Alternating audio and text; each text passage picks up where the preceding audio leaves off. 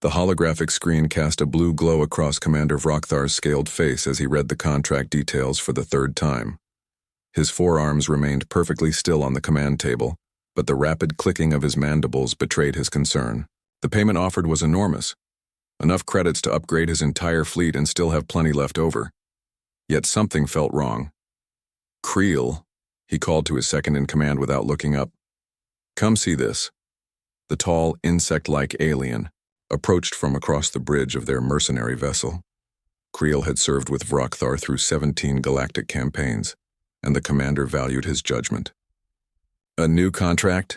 Creel asked, his voice a low rumble through his breathing apparatus.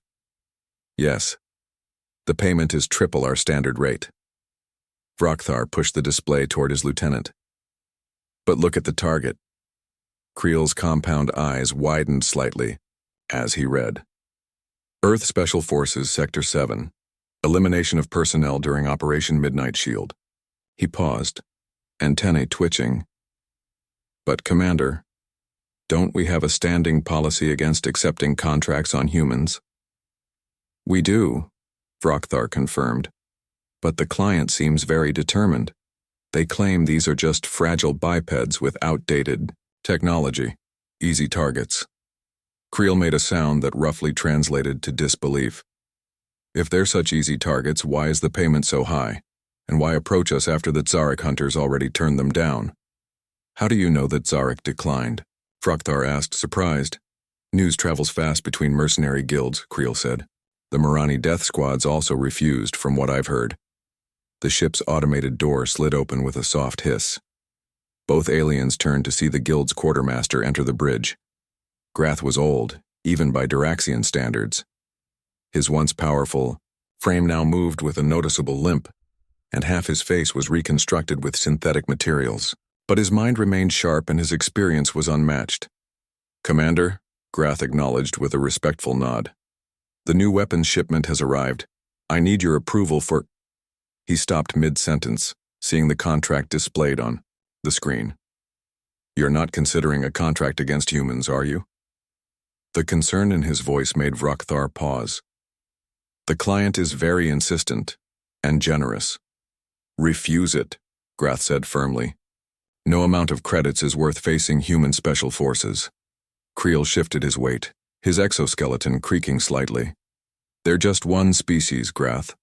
With our technology and numbers... Sit down, Grath interrupted, pulling up a chair for himself. Both of you.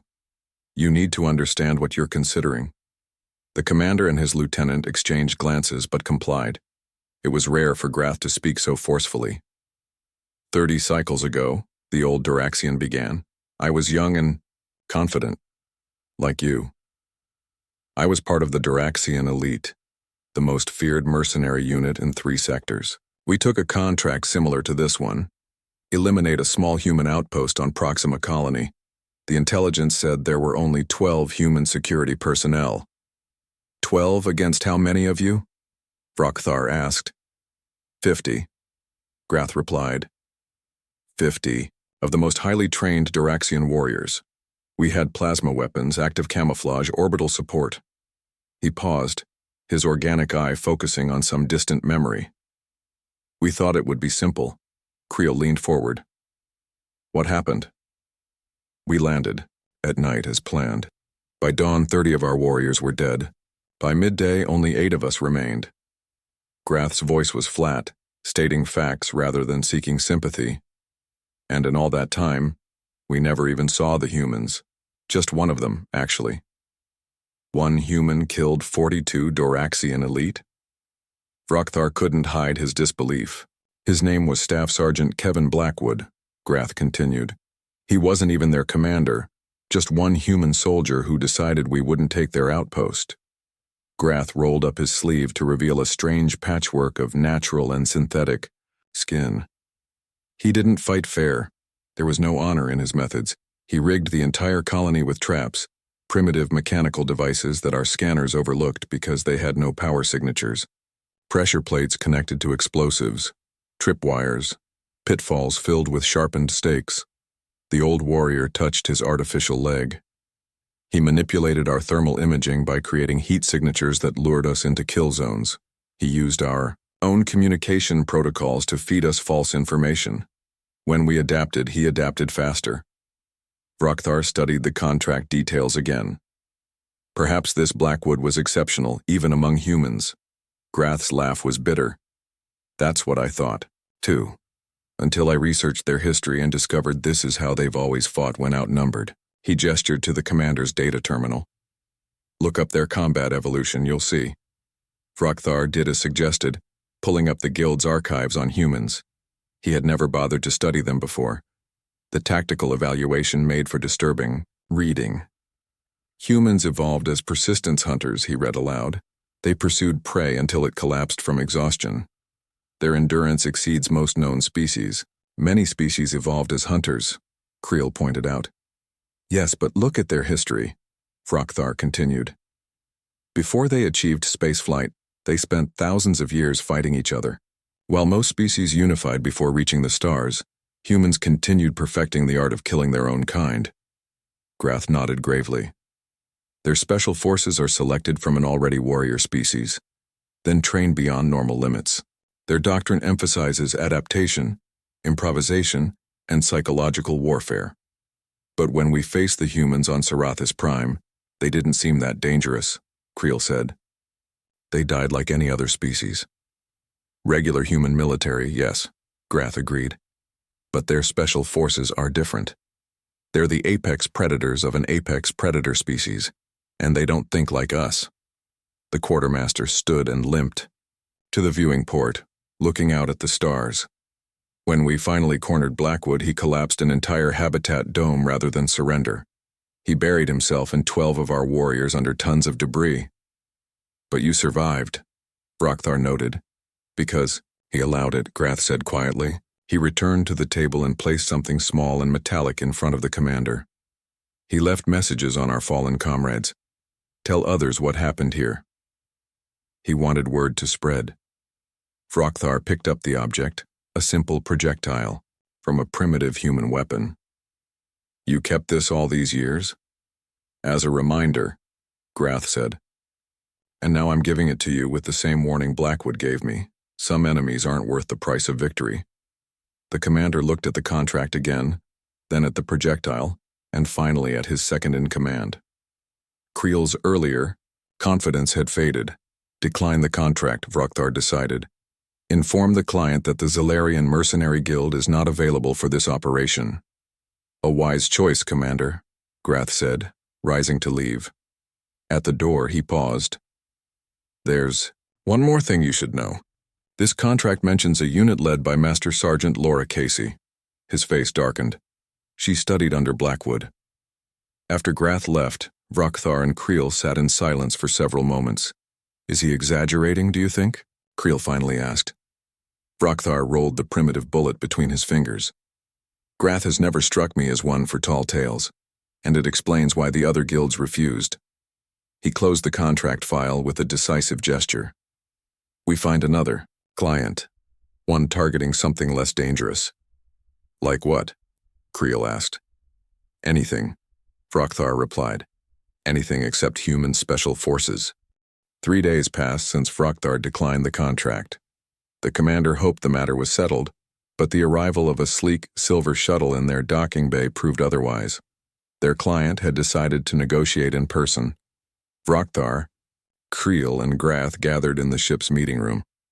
The door slid open to reveal a tall, slender figure. The Vandirian diplomat glided into the room, her translucent skin pulsing with faint blue light. She wore an elaborate headdress that marked her high status among her people.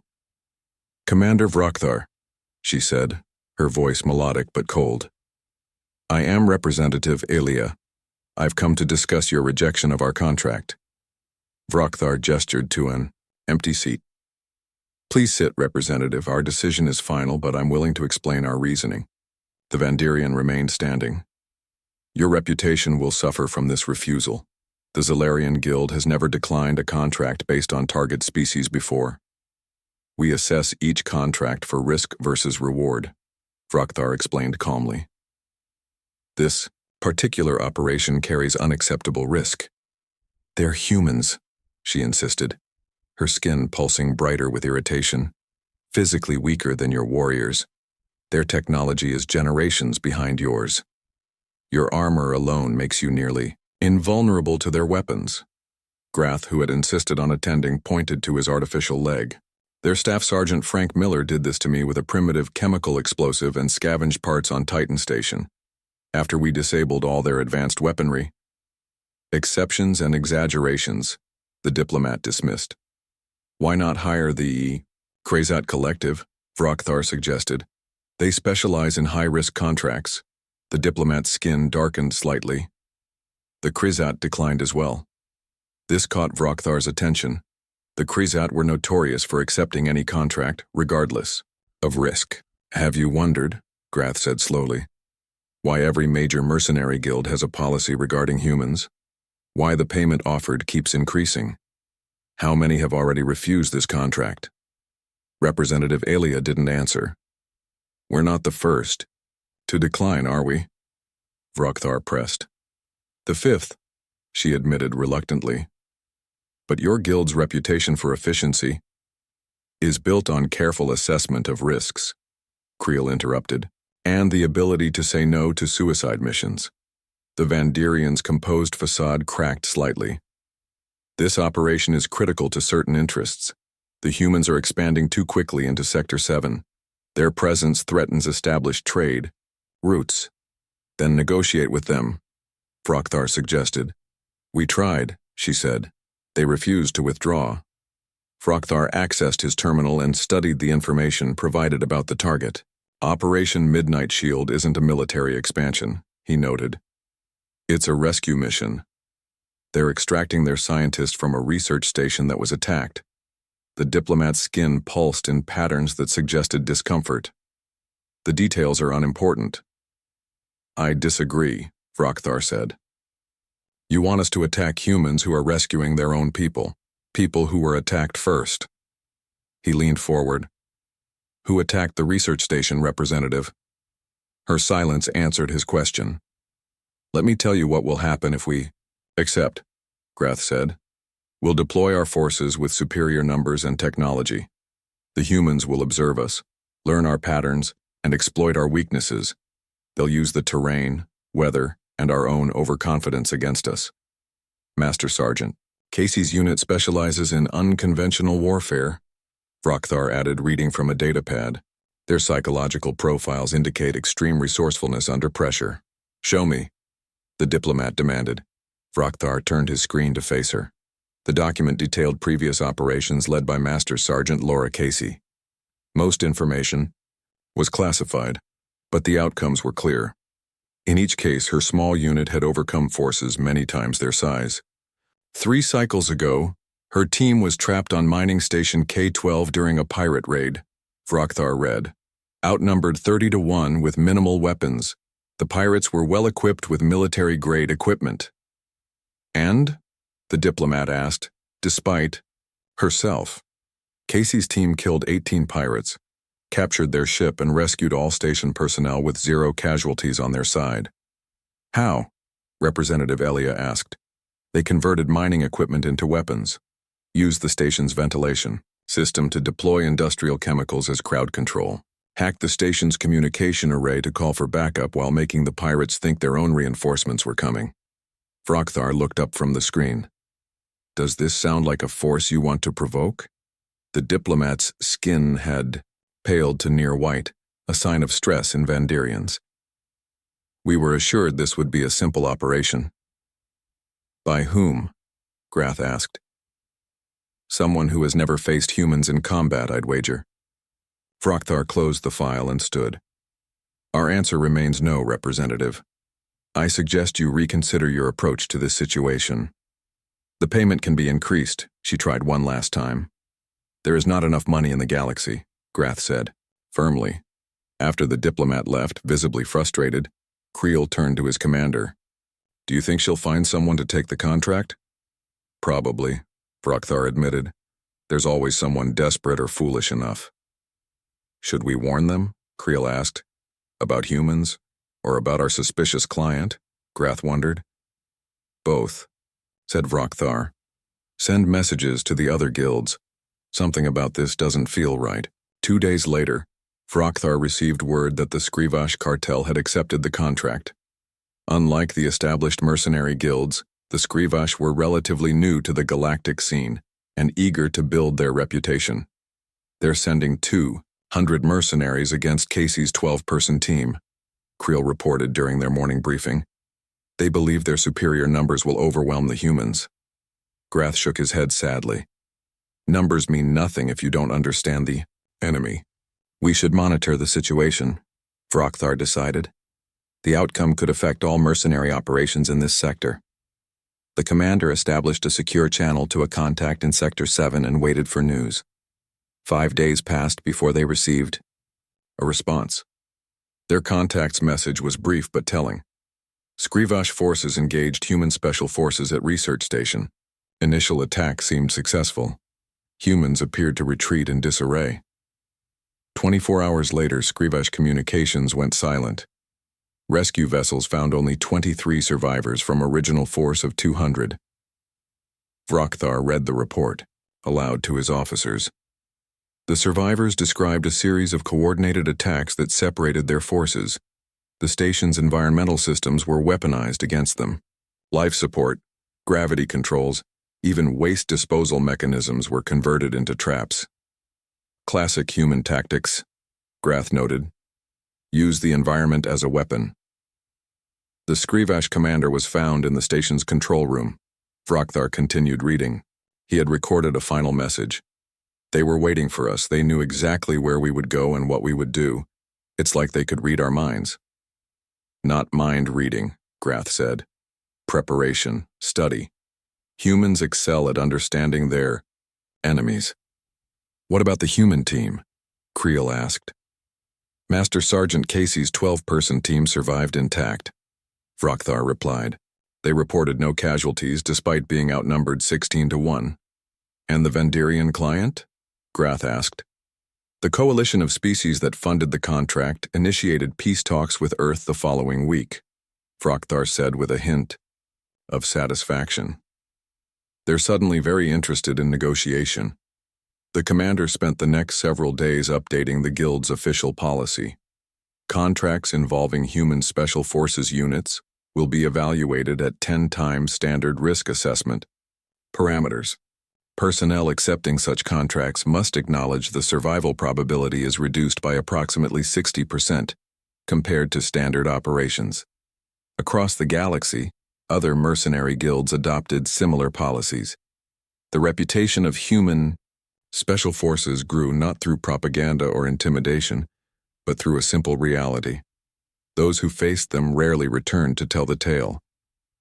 One standard week after the Skrivash disaster, the Zilarian ship received an unexpected transmission. It came through on a secure channel that very few entities in the galaxy had access to. Commander, you need to see this, Creel said, his voice unusually tense. We're receiving a direct communication request from Earth Special Forces.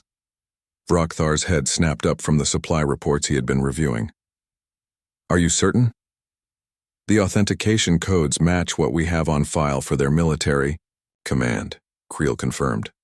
They're asking to speak with you specifically. Grath, who had been quietly maintaining his weapon at a nearby table, set down his tools. I suggest you take the call, Commander. Ignoring humans rarely ends well. With a nod, Vrokthar gave the order. Put it through to my private quarters. I'll speak with them alone. In his room, Vrokthar activated his communication array. The holographic display flickered to life, revealing a human female in a simple dark uniform with minimal insignia. Her hair was cut short, and her face showed signs of recent combat, a healing cut above one eye, a fading bruise on her jaw.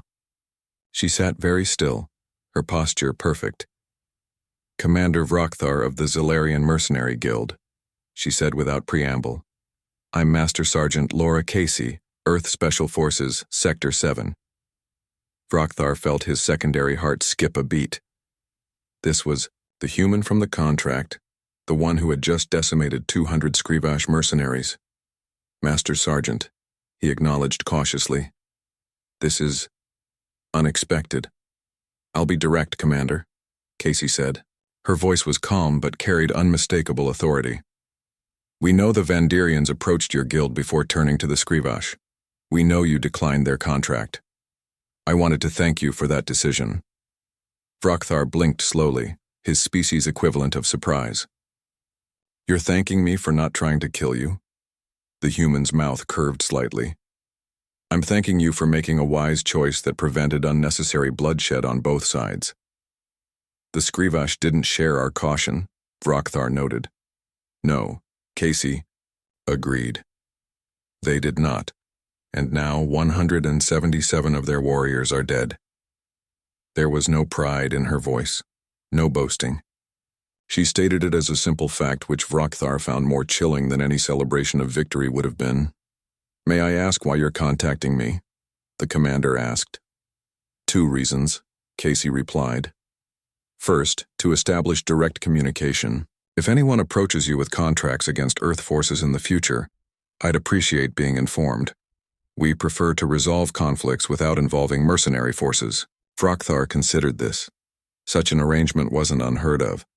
Many guilds maintained informal agreements with various powers. And the second reason? He asked. To invite you to meet with me, Casey said. Neutral territory, the trading station at Proxima Centauri.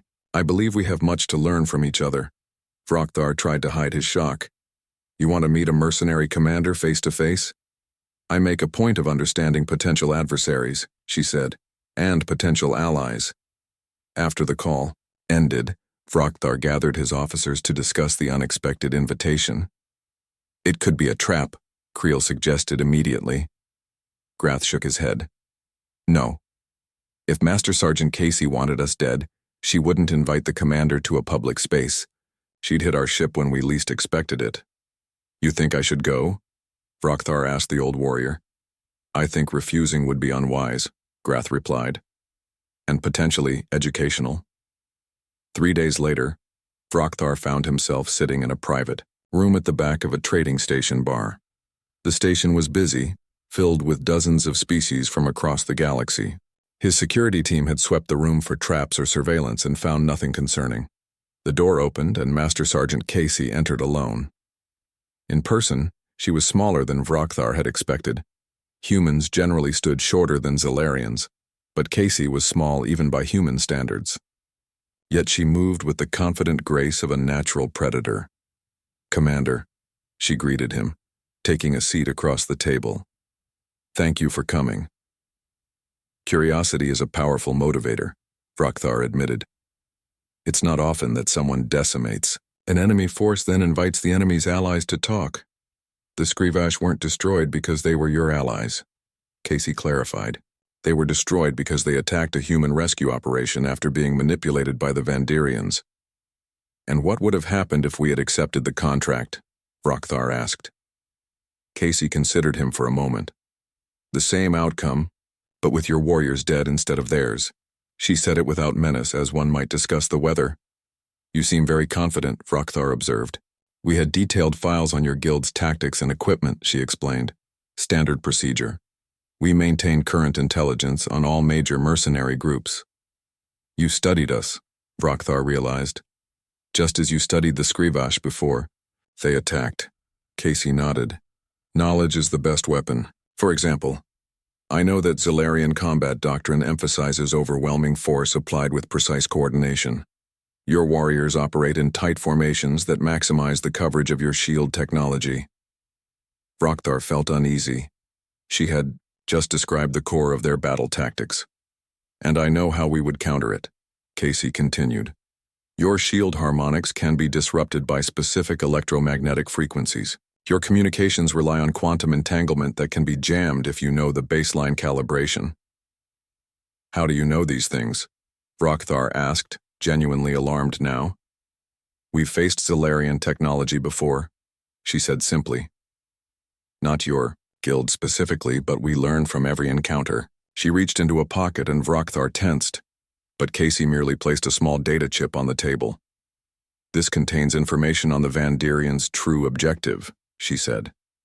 They're attempting to seize control of a mineral-rich asteroid belt in Sector 7, The research station was mapping deposits.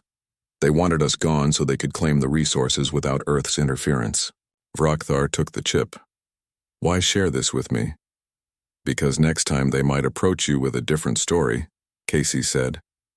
And I'd rather not kill your people if it can be avoided. The frankness of her statement was jarring. Not a threat, but a simple truth. There's something I don't understand, Vrokthar said after a moment. Your species has advanced technology, energy weapons, shield systems, automated drones, yet reports say you often use primitive methods in combat. Why? Casey smiled slightly. Technology can fail, can be countered. What cannot be easily countered is adaptability, creativity, and determination. She leaned forward. Do you know what makes human special forces different from regular soldiers? Vrokthar shook his head. Regular soldiers are trained to follow orders precisely. Special forces are trained to achieve objectives by any means necessary, Casey explained. If our guns fail, we make new weapons. If our plans fail, we create new ones. If conventional tactics fail, we invent unconventional ones. She stood to leave, having said what she came to say.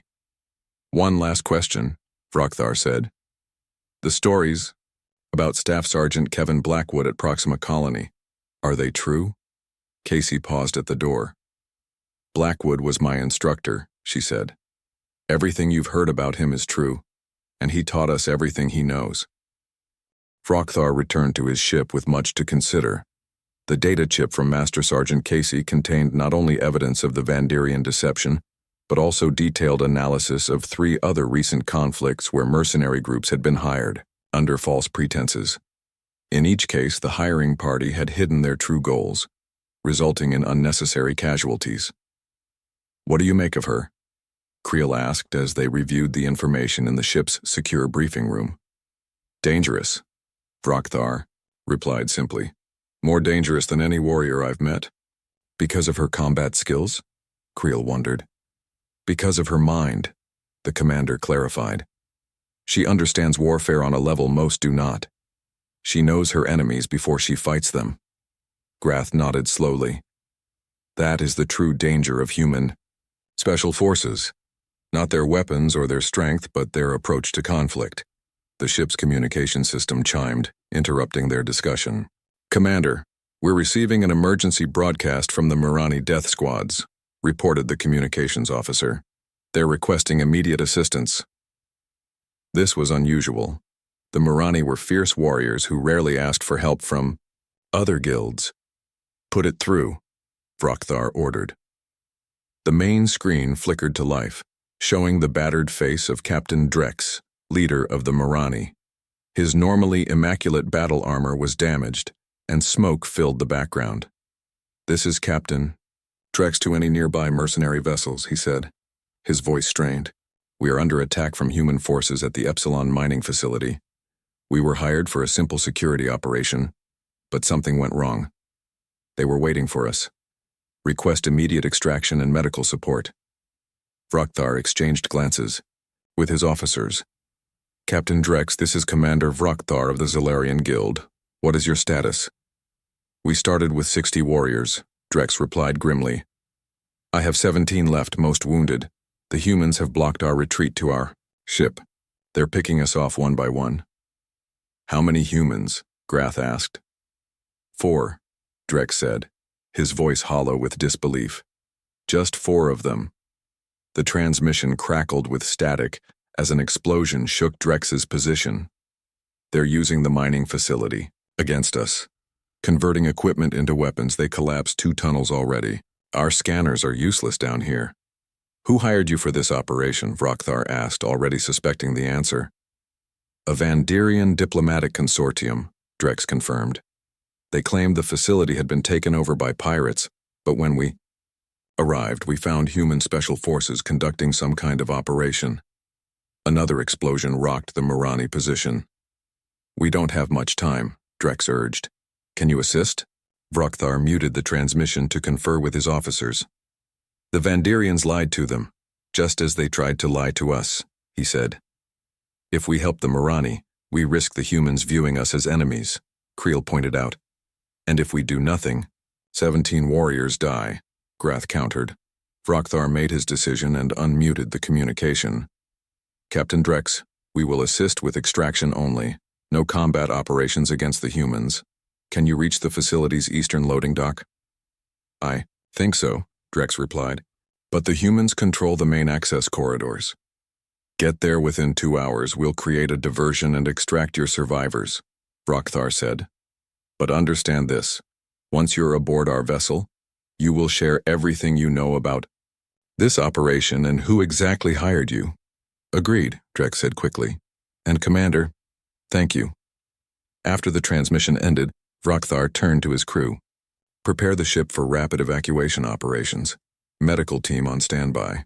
And someone get me a secure channel to Master Sergeant Casey immediately. The bridge crew stared at him in shock. You want to contact the humans who are currently killing the Morani? Creel asked in disbelief. I want to prevent further bloodshed, Vrokthar replied firmly. The Morani were deceived, just as we nearly were. It took 30 minutes to establish communication with Casey. When her face appeared on the screen, she was clearly in the middle of combat operations. Her face was streaked with dirt and what looked like blood. Commander Vrokthar, she said, sounding unsurprised. This isn't a good time. I know you're engaged with the Morani death squad, he said directly. I've received their distress call and agreed to extract their survivors. Casey's expression hardened. The Morani attacked a human science team without provocation. They've killed 3 of our researchers. They were given false information, Vrokthar explained quickly. The same Vanderian group that tried to hire us told them the facility was occupied by pirates.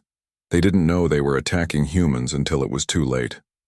Casey was silent for a moment, likely verifying this information through her own channels. What are you proposing? She finally asked. Allow the surviving Morani to reach the eastern loading dock, Vrokthar said.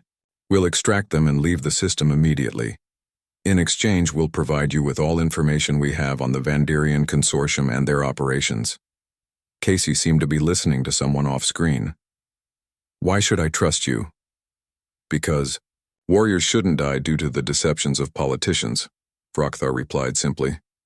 The Morani made a mistake, but they're not your true enemy here. After a long pause, Casey nodded. Eastern loading dock. 2 hours. Will allow safe passage through the East Tunnel complex, but if they deviate from that route or show any hostile action, all deals are off. Understood, Vrokthar agreed. And Sergeant Casey, thank you. The extraction went as planned. The Morani survivors were shocked to find a clear path to the loading dock with no sign of the humans who had been hunting them moments before. Vroktar's ship docked long enough to bring them aboard, then immediately departed from the asteroid's orbit. Captain Drex, now in the Zalarian ship's medical bay, looked up at Vrokthar with confusion. How did you do it? How did you get them to let us go? I talked to them, Vrokthar said simply. Something you should have done before opening fire. We thought they were pirates, Drex insisted weakly. And you didn't verify your target before attacking, Grath said as he entered the medical bay. A basic mistake that cost you 43 warriors and 3 human lives. Drex closed his eyes in shame. The Vanderians were very convincing. They showed us footage of the facility being taken over. Doctored footage, Vrokthar said. The humans were there on a legitimate scientific mission. The Vanderians wanted them removed because they discovered something valuable. Later that day, Vrokthar received a data transmission from Master Sergeant Casey. It contained detailed information about the Vanderian Consortium's illegal mining operations in 3 different sectors, including evidence of their involvement in the attack on the original research station that had started this chain of events. Grath reviewed the data with Vrokthar in his private quarters. She gave us enough information to ruin the Vanderians, the old warrior observed. Why would she do that? For the same reason she spared the Morani, Vrokthar replied. She wants us to know who the real enemy is. News of the Morani incident spread quickly through mercenary channels. Captain Drex, once he recovered from his wounds, made no attempt to hide what had happened. His pride was wounded, but his honesty earned him respect among the other guilds. 4 humans, he would say to anyone who would listen at spaceport bars across the sector. Just 4 of them against 60 of my best warriors. They turned the entire mining facility into a weapon. 6 standard weeks after the incident, representatives from the major mercenary guilds gathered on a neutral space station for their annual meeting. This gathering had originally started centuries ago as a way to divide territory and prevent conflicts between guilds. Now it served as a forum to discuss common threats, share intelligence, and establish industry standards. Commander. Frokthar represented the Zalarian Guild. Captain Drex attended for the Morani, leaders from the Tsaric Hunters, Boraxian Vanguard, and a dozen other prominent organizations filled the large conference room. Notably absent were any survivors from the Skrivash cartel, which had effectively ceased to exist after their disastrous encounter with human special forces. The meeting's agenda quickly turned to the recent events involving humans. 3 separate incidents in less than 1 standard cycle, noted Zarkhan, the towering leader of the Tsaric Hunters, all involving the same pattern: mercenaries hired under false pretenses to attack human operations, resulting in severe losses. The Vandirians were behind all 3 contracts, Frokthar added, using different front organizations each time. The question is why, said Drex, his wounds still visible as dark patches on his scales. Why target humans specifically, and why use us instead of their own military? An older mercenary leader named Mox, who headed the Boraxian Vanguard, leaned forward.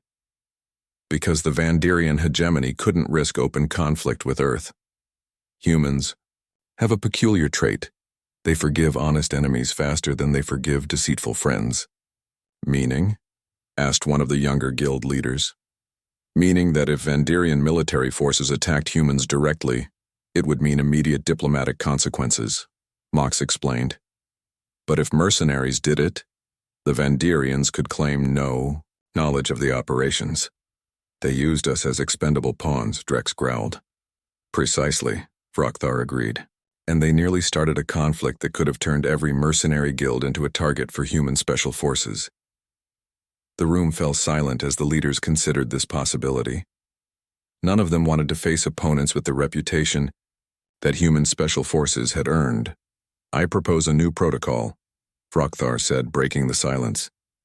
Any contract involving humans must be verified through multiple sources. Client identities must be confirmed.